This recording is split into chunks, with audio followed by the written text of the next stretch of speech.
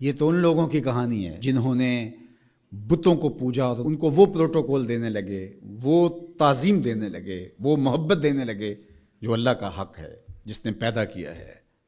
دیکھیں، میری اولاد ہے تو میری اولاد کسی کو تعظیم دے تو میں اس کو گوارا کروں گا، آپ کی اولاد تعظیم دے گوارا کریں گے، لیکن باپ والی تعظیم کسی کو دے تو وہ تو آپ گوارا نہیں کریں گے، میں بھی گوارا نہیں کروں گا، چونکہ یہ تو اللہ نے مجھے اور آپ کو اعزاز دیا ہے نا۔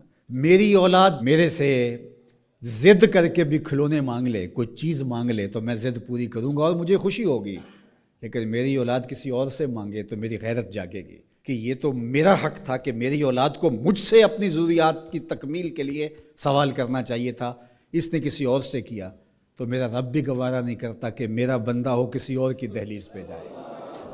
کہا تمہارے جوتے کا تسمہ بھی ٹوٹ جائے تو اپنے رب سے مانگو، وہ تمہیں دینے والا ہے، تمہاری ضرورتوں کی تکمیل کرنے والا ہے، یہ تمہارا رب گوارا نہیں کرتا۔ اللہ اکبر۔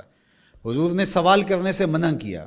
حضرت ابوبکر صدیق رضی اللہ تعالی عنہ سواری پہ بیٹھے تو ہاتھ سے کوڑا گر گیا، تو آپ گھوڑا کھڑا کیا، نیچے اترے، کوڑا اٹھایا، پھر بیٹھے، تو کسی نے کہا کہ یہ آپ فرما دیتے، ہم پکڑ کے آپ کے ہاتھ میں دے دیتے۔ کہا حضور نے سوال کرنے سے منع کیا۔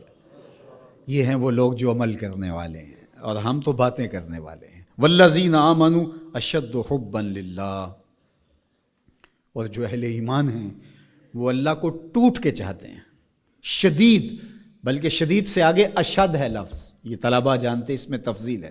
جو اہل ایمان ہیں وہ اللہ سے ٹوٹ کر محبت کرتے ہیں، محبت کی جو آخری حد ہے، اور یہاں محبت میں اشد کا لفظ کہہ لیے، دوسرے لفظوں میں اس کو عشق کہہ سکتے ہیں۔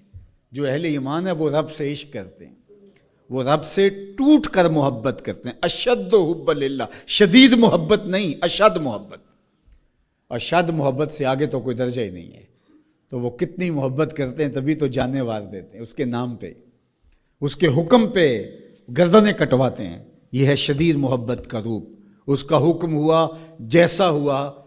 ذرا دیکھیے یہ کتنے لوگ ہیں، آپ کوئی شہر سے آیا ہے، کوئی دیہات سے آیا ہے، کوئی دوسرے شہر سے آیا ہے، کوئی گلیوں سے نکل کے آ گیا ہے، تو یہ کیوں بھاگے بھاگے آ رہے ہیں؟ آج کل تو کسی کے پاس 10 منٹ نہیں ہے تو آپ کہیں گے جمعہ ہے، رب کا بلاوا ہے آگے۔ یہاں میں چاہوں تو 1 گھنٹہ گفتگو کروں، آدھا کروں، آپ بیٹھے رہیں گے، پھر چلے جائیں گے۔ ابھی گھر جا کے کمر سیدھی نہیں ہوگی تو پھر مسجد سے بلاوا آئے گا، آپ پھر بھاگے چلے آئیں گے۔ تو وہ مالک اس محبت کی لاج رکھنے والا ہے۔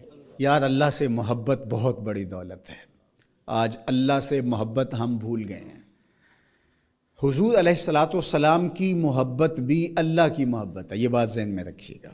اس کا یہ مطلب نہیں ہے کہ کوئی شخص حضور کی محبت کی نفی کر دے اللہ کی محبت کا نام لے کر، جس طرح کہ ایک فکر ایسی بھی موجود ہے، لیکن دوسری جانب بھی کچھ ایسی صورتیں اتر گئی ہیں کہ